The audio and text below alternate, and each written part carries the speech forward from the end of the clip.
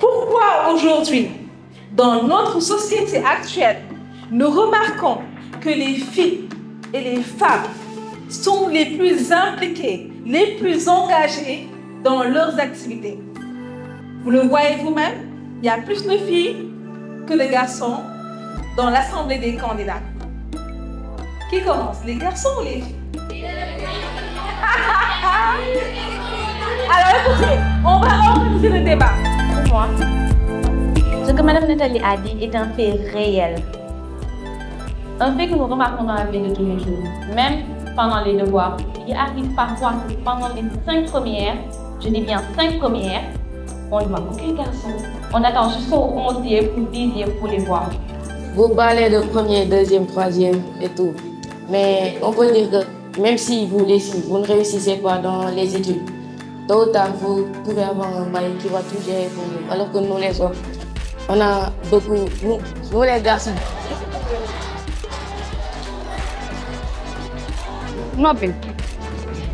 Tu as dit que quand on sera grand, c'est vous les hommes qui allez tout gérer. Hein? De nos jours, tu vois pas que les couples maintenant ils font 50-50. L'homme donne 50, la femme donne 50. À la fin de l'épisode, c'est la femme qui a demandé un mariage. N'est-ce pas? On n'a pas de toute de parité. Bien, si vous connaissez que vous allez travailler en ce moment fort comme de la casquette. Voilà. Bonsoir tout le monde. Bon, vu le débat, je crois que je suis obligée de parler. En tant que fille et future femme, présidente du gouvernement scolaire 2023-2024, aujourd'hui et dans le monde où nous allons, par force nous nous diriger. Je vais répondre à votre contact. Peut-être que vous avez plus d'implication dans la vie scolaire, mais il faut aussi noter que nous les hommes, nous avons une charge, mais vous aussi les femmes, vous devez nous aider. Parce qu'une personne ne peut pas tout gérer. Nous les filles, nous savons ce que nous voulons, nous savons où nous vont et nous ne laissons rien nous déconcentrer et nous égarer de notre chemin. Vous êtes beaucoup trop distrait. Déjà, l'exemple est simple. Vous ne pensez qu'au jeu, qu'au football, pendant que nous pensons à comment réussir.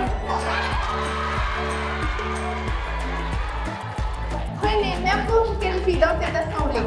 Demandez-lui que veux-tu devenir.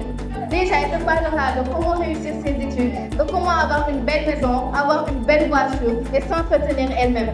Donc, je pense que quand tu dis que c'est aux hommes de prendre de la femme, je ne suis pas d'accord avec toi. Ça, c'était au temps de nos ancêtres. C'est avant. Maintenant, c'est nous.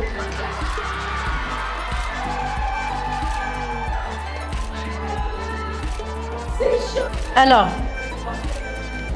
j'aimerais savoir, comment allez-vous concilier vos responsabilités en tant que président ou présidente du gouvernement avec vos engagements académiques et personnels? Selon moi, chaque chose en son temps, parce que d'abord, la responsabilité, ça commence chez soi. On se responsabilise. Avec le temps, ça va venir. De devoir maintenir le cap au niveau études et de devoir avoir la responsabilité de président. Bien vrai que ce n'est pas facile, mais je pense que ça fait partie du leadership. Parce que plus tard, si nous sommes appelés à être des chefs d'entreprise, il y aura le foyer qui sera à côté, il y aura aussi l'entreprise qui sera à côté. Donc je pense que ça s'apprend dès maintenant et que chacun d'entre nous, garçons comme filles, devrait être capable de ne pas se laisser déstabiliser par les engagements du gouvernement qui l'obligeraient à baisser de niveau. Donc je pense que si chacun est conscient et si chacun a la capacité et les épaules de gérer cela, ce sera très facile. Qui travaille, avec qui tu t'entends bien. S'il y a des désaccords au niveau de ton gouvernement, tu peux faire des votes ou des référendums. Comme ça, il n'y aura pas de désaccord au final.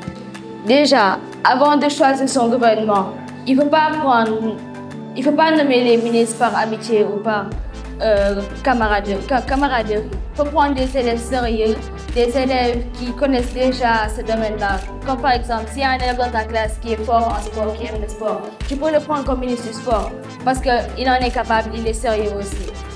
Et comme Pamou l'a dit aussi, je suis d'accord sur ce point-là avec toi. Mais de vous dire si par contre aussi vous engagez vos ministres d'abord et qu'à l'intérieur vous rencontrez des problèmes, je propose de vous asseoir avec l'administration, d'en discuter et de régler le problème. Si maintenant c'est le ministre qui ne peut pas écouter ses responsables, ses supérieurs, on sera obligé de le changer. Merci. C'est l'importance du point que j'ai soulevé dans mon programme, c'est-à-dire le conseil des élèves et le conseil du gouvernement. Parce que je pense que tout se règle par le débat, la communication. Lorsqu'on interagit, c'est mieux, mais lorsqu'on agit tout seul, on fait beaucoup d'erreurs. Merci. Si jamais il y arrivait à avoir des problèmes entre gouvernement et président, je pense que la meilleure chose et la base, c'est la communication. De s'asseoir, d'en parler, de trouver des solutions et de savoir que l'objectif premier est une bonne communauté scolaire.